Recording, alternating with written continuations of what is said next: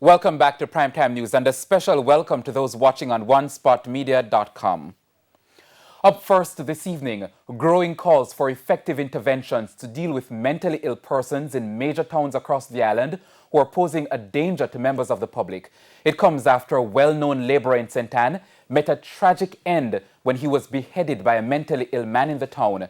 As you'll hear in this report from Anthony Lugg, the mentally ill man was later shot dead by the police after he allegedly attacked a senior officer. Yellow tape drawn while police and Indicom investigators combed this scene in St. Anne's Bay sometime after 7 Saturday morning. The series of events which unfolded in the wee hours of the morning has left the residents in shock. I don't like what going on this morning. And this man in this store now, walking around and get a lot of trouble. Create a lot of things. Reports indicate that shortly after 4 a.m., a man known as Soji, who's believed to be of unsound mind, beheaded a laborer known as Nutsy in the St. Anne's Bay car park. The police were alerted, and upon their arrival, they stumbled on the headless body.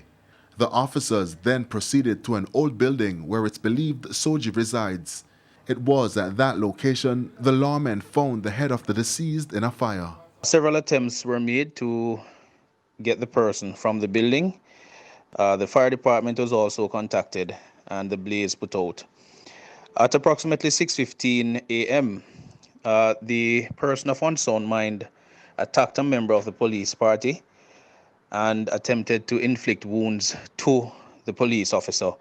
When another police officer observed what was happening and was in fear for the officer being injured or mortally harmed, he pulled his service pistol, discharged 3 rounds in the direction of the individual, thereby neutralizing the attacker.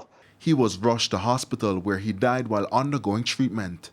Rocked by the series of events, residents say the issue of mentally ill persons in St. Anne's Bay has been a concern for quite some time. You talk to the personnel in charge, they will tell you, oh, we're going to do something, this is happening, that is happening, nothing has never been done. And it is time that we take charge of our division. There are renewed calls for the matter to be addressed urgently. Something has to be done about it. Me can't do it, others can't do it, but the government have to do something about it. I don't know what they can do about it, but bossy, they have to do something. Anthony Lugg, TVJ News.